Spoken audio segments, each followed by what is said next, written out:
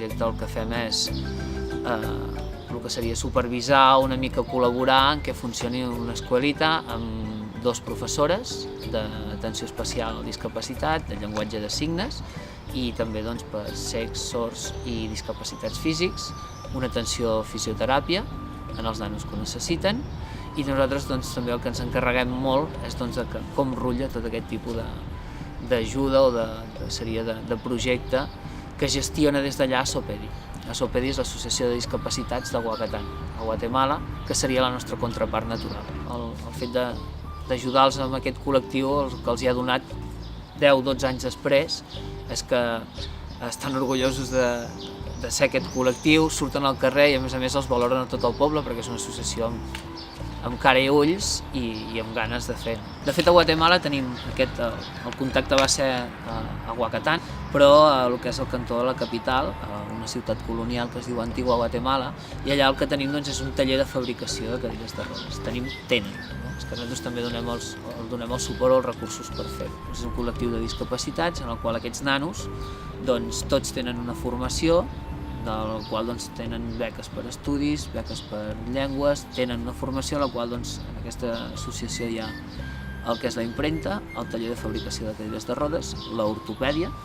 i després tenen una petita escolita també per nens discapacitats en el centre. Els nostres esforços se centren ben bé en la campanya de sensibilització, com us deia, amb la Lupita, perquè no ens hem de reflexar nosaltres, sinó també ens reflexem amb un discapacitat que té menys oportunitats que tenim nosaltres aquí. Si ells tenen pocs recursos allà i se'n surten i són feliços i tenen moltes capacitats, doncs què millor que posar-los com a exemple i explicar-los com viuen els discapacitats en una altra banda del món, i nosaltres que tenim els recursos i les oportunitats per fer-ho, inclús a vegades ens costa molt, sempre tenim com un pal posat al mig que sembla que ens costi, el que hem de posar-hi és voluntat i ganes, i com t'he dit abans, ser feliços, sortir al carrer. Allà un discapacitat encara els hi feia por o vergonya sortir al carrer. Molts a vegades un discapacitat és el càstig de Déu, i un nano el podien tenir tranquil·lament tancat a casa o tractat ja no com una persona, sinó una mica molt més apartat. El que em passa a mi és que quan vaig a altres països, com per exemple a Guatemala, i vols identificar el que són les cremades, veure què hi ha, gent com jo no hi és, perquè no se n'han sortit.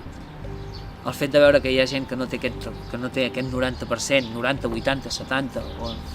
me n'adono, no és que tingui un reflex, sinó que realment me n'adono de la sort que he tingut d'estar aquí.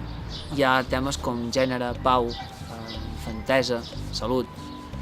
Tots aquests gèneres es contemplen molt en el tema de la cooperació, i realment s'han de contemplar, però la discapacitat els abarca tots. Jo crec que des de la discapacitat pot solucionar molts més temes que ja hem vist, i en realitat com l'exemple és la pau.